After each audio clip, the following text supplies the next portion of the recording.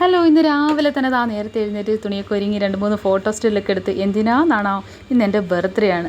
വയസ്സും പ്രായമൊക്കെ ആയാലും ചില മോഹങ്ങൾ നമ്മളെ വിട്ട് പോവില്ല എന്ന് പറയുന്നത് പോലെ രാവിലെ തുണിയൊക്കെ എടുത്തൊരുങ്ങി സാൻഡ്ര നേരെ പുറകെ വന്നത് ഫോട്ടോയൊക്കെ എടുത്തു. പിന്നെ എന്താ ഗബ്ലിയോ എന്തോ പറഞ്ഞു, അമ്മ ഞാൻ ഈ ഫോട്ടോ ട്രാൻസ്ഫർമേഷൻ ആക്കി തരാമെന്ന്.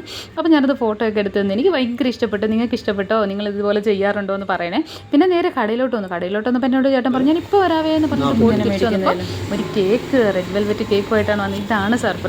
കേക്ക് ചെറുതാണെങ്കിലും എനിക്ക് സർപ്രൈസ് എന്ന് പറഞ്ഞാൽ ഭയങ്കര ഇഷ്ടമാണ്. അപ്പോൾ ഞാനത് ആ കേക്ക് എനിക്ക് സർപ്രൈസ് എന്ന് പറഞ്ഞു കഴിഞ്ഞാലില്ലേ, ഞാൻ എല്ലാവർക്കും കൊടുക്കും, പക്ഷേ എനിക്ക് കിട്ടില്ല. അപ്പോൾ ഞാനിപ്പോൾ സങ്കടപ്പെടും. അപ്പോൾ അങ്ങനെ ഇരുന്നപ്പോഴാണ് ഈ സർപ്രൈസ് കിട്ടിയത്. അപ്പോൾ ഞാൻ എന്ത് ചെയ്തു, പൊളിക്കാനോർത്ത്. അപ്പോൾ ഞാനത് അതിൻ്റെ പ്ലാസ്റ്റിക്കൊക്കെ എടുത്തിട്ട് ഞാൻ പെട്ടെന്ന് ഒരു സ്പൂണൊക്കെ എടുത്തുകൊണ്ട് വന്നു.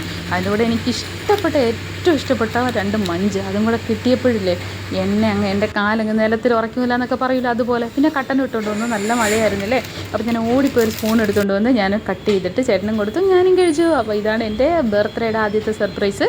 അപ്പോൾ എനിക്ക് ഭയങ്കരമായിട്ട് ഇഷ്ടപ്പെട്ടു.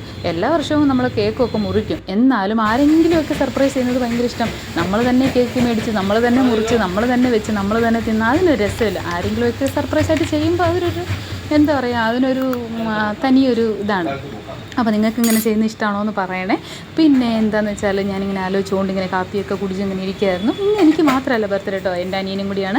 ഞങ്ങൾക്ക് 2 പേർക്കും ഒരേ ദിവസമാണ് ബർത്ത്ഡേ കേട്ടോ. എന്നെക്കാട്ടിലും 10 വയസ്സിന് ഇളയതാണ്, പക്ഷേ 2 പേരുടെയും മന്തും ഡേറ്റും ഒരേപോലെയാണ് കേട്ടോ.